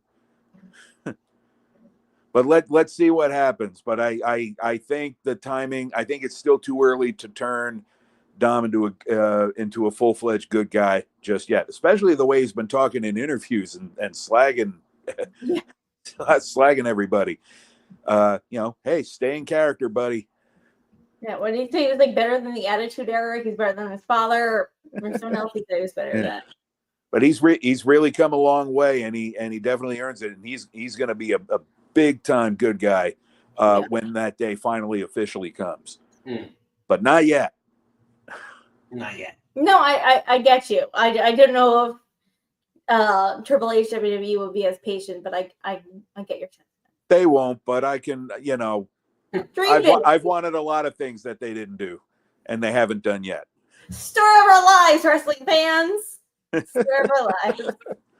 You know what Triple H is saying? From the bottom of my heart, man to man, fuck your story. And also watch The Smashing Machine out the first Friday in October. Theaters everywhere. You know all his movies. Oh my God. Are you his agent secretly? Am I what? Are you secretly The Rock's agent? I wish I had 10% of that. Seriously. You'd be taking us to SummerSlam. Yeah, you'd be taking us. Yeah, right. I could get you a private card out in the front yard there. Exactly. For all the neighbors. No, I'm in the link of it. Well, Steve, pleasure as always. Cheers. Good night, everybody. Adios. Ladies and gentlemen.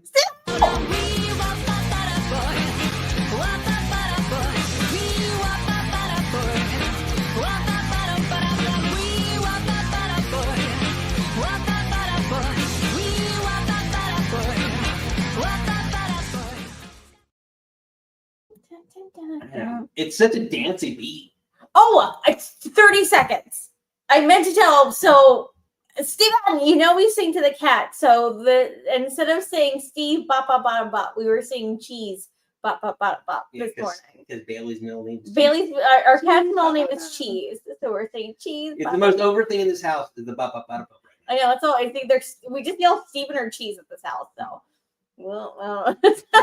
Steven's so over. Steven, we love you immensely.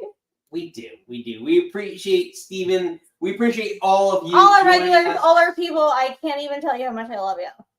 Yes. Before you do that, smash the old like and subscribe. If you are new here, welcome in. We are here every Friday at 6 p.m. Eastern Time, recapping the week's festivities in wrestling. Mm-hmm. But we always like to let Nicole's favorite wrestler, our not-so-CCO, take us out. Triple H. Thought we had a spectacular event tonight. Very excited that so far everybody seems to have come out unscathed. Banged up, bumps and bruises, but nobody seriously injured, which I always hold my breath on these events.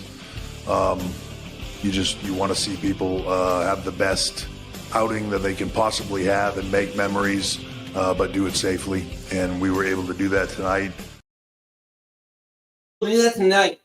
Again, another night valley. Love you too, Lise. Believe it.